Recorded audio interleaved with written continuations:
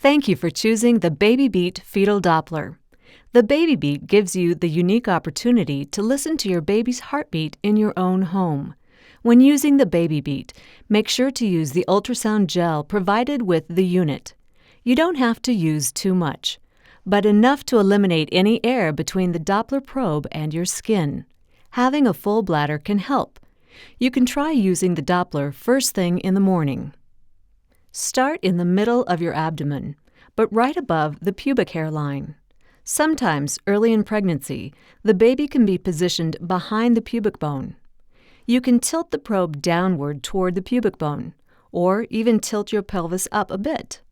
If you have heard the heartbeat at the doctor's office, this is always a good place to start. Move the probe very slowly. It is easy to scan over the heartbeat.